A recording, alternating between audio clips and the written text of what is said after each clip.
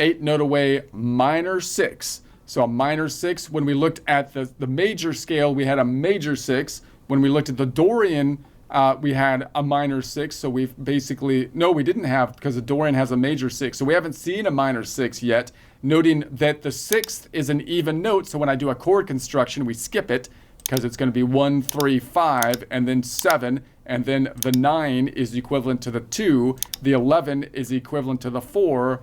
And therefore the 13 is equivalent to the 9. So we can think about this as an 8 note away, either minor 6, which ties out to the relative position in the scale, or an 8 note away minor 13, right, is if we were doing chord constructions, basically. All right, so that means if it's 8 notes away, it's too far up on the same string to measure it. So I'm going to look for the inverse distance to go behind, which is 12 minus 8, which is 4, right? So it's going to be 1, 2, 3, 4. So that means, let's count it out here.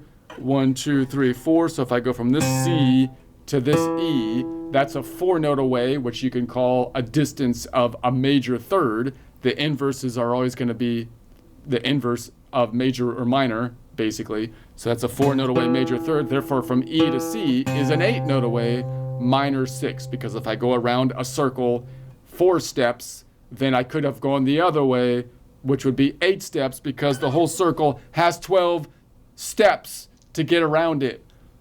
It's a 12-step program here.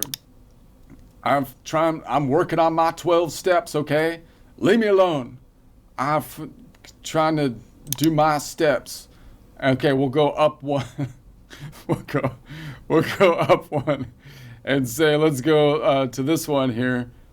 And we're gonna say, if I go up a string, I'm looking for an 8 note away minor 6. So I have to look at the inverse distance if I go up a string, which is gonna be 12 minus 8 is 4. So we have then 5 minus this. I will call it negative 5 minus 1 is 4. If I count it here, so negative 5 minus 1 is 4. So if I measured from the C to the E, top to bottom, we might recognize that shape and should recognize it as a major third distance, 4 note away major third. But therefore the inverse, measuring from the bottom E to the C, must be an 8 note away minor 6. So the 8 note away minor 6 or 8 note away minor 13 is the inverse distance of a 4 note away major third. That's useful to know. All right, so now I'm going to say, let's go to the string below it. Notice that the only time it wouldn't be, so if I go up one string, the 8 note away minor 6 will always be 1 fret forward unless it crosses the fault line. It's only going to cross the fault line if it's on this string. It can only happen one time, right? So if I was down here, then notice the 8 note away minor 6 is on the same fret. And that's because the tectonic shift moved this plate forward, which means now it lines up this way. So that means that the 8 note away minor 6 is, if I go up one string, will always be 1 fret forward unless I cross the fault line, which only happens on the B string, in which case the 8 note away minor 6 will be on the same fret. All right, don't fret. It's on the same fret. You can find it. I know, just getting through our 12 steps here. If we get through the 12 steps, we'll be okay. Then we'll be okay. Okay. So let's go to the one down below it. So if I go down one, it's going to be the 8 note away minor 6 is going to be 5, 6, 7, 8. So if I count that out here, it's going to be 5, 6, 7, 8. Boom. So it's kind of like we have our 5th, but then we shifted it up 1. If I'm looking for the minor 6, right? Because our 5th distance, 7 note away perfect 5th was here, and then we shift up 1, a little bit further of a reach. So you could do it that, or maybe you finger it with your pinky, depending on how you want to do that.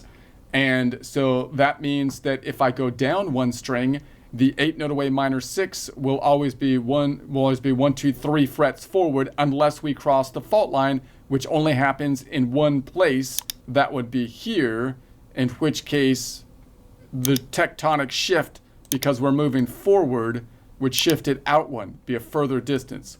So therefore, the 8 note away minor 6, if I go down one string, will be 1, 2, 3 frets forward unless we cross the fault line, which only happens on the G string, in which case the 8 note away minor 6 will be 1, 2, 3, 4. 1, 2, 4 frets forward. All right, makes perfect sense. Let's go down another string, and we're going to say, all right, if I go down 2 strings, 8 note away minor 6 or 8 note away minor 13 is going to be 5, 10, and then 9, 8. Let's count it out over here. 5, 10, 9, 8, boom, boom. And so that means that if I go down 2 strings, the 8 note away minor 6 will always be 2 frets back unless I cross the fault line, which can happen either on the D string or the E string, right? Because if I was on, let's find it way out here. If I was on this D string right there and I went down 2 strings, I would cross the fault line right here, and therefore it would be right there. And if I was going on this string, I would be here, and I would cross the fault line right there, which would bring me to here. So if I was up 1 string, then I'd be cool, because I would be the same. It would be here, down 2 strings to here. So we're going to say that means that if I go down 2 strings, the 8 note away minor 6 will be 2 frets back unless I cross the fault line, which can happen on 2 strings when I cross this fault line, in which case the 8 note away minor 6 will only be 1 fret back. All right, you've got that. Store that away in the memory. All right, let's say we go down 3 strings. Was I down? Is that what I said before? Let's go down 3 strings and we cross the fault line. So that means that we're going to go down 3 strings and cross the fault line. So it's going to be 5, 10, and then 15 up to here. I could bring that down to 3. 15 minus 12 is 3. 2, 1, 0, or 12. There's the octave. And then 12, 10, 9, 8. Wait a second. Que paso? Let's try that again. 5, 10, 15 up to here. 15 minus 12 is 3. 2, 1, 0, or 12. 12, 11, 10, 9, 8. All right, makes perfect sense. Let's count it up this way. 5, 10, 15, down to 3.